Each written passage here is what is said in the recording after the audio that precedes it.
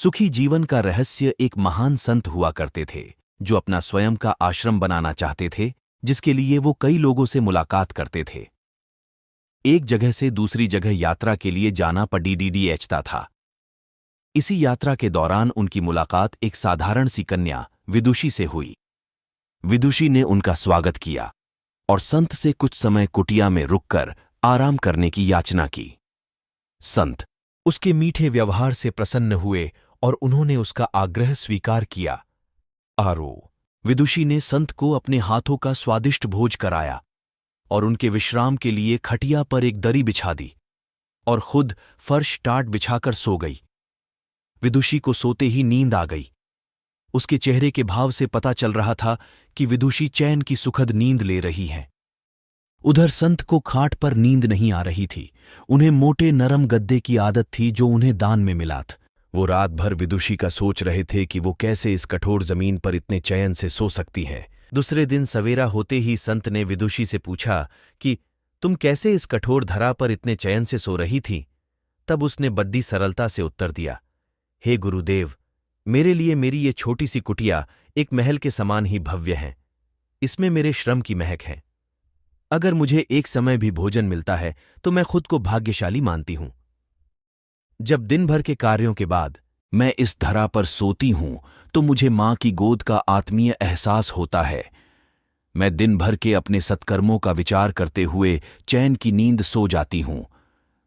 मुझे एहसास भी नहीं होता कि मैं इस कठोर धरा पर हूं। यह सब सुनकर संत जाने लगे।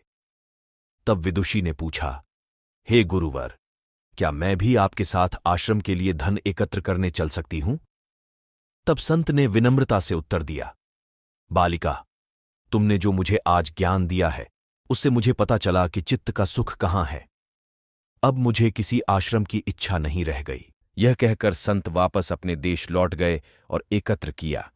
धन उन्होंने गरीबों में बांट दिया और स्वयं एक कुटिया बनाकर रहने लगे। शिक्षा, आत्मशांति एवं संतोष ही सुखी जीवन का रहस्य है।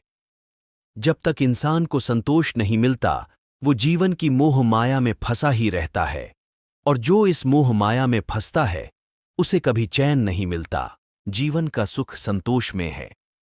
अगर मनुष्य जो है उसे स्वीकार कर ले और उसी में खुशियां तलाशे तो वो उसी क्षण सारे सुख का अनुभव कर लेता है।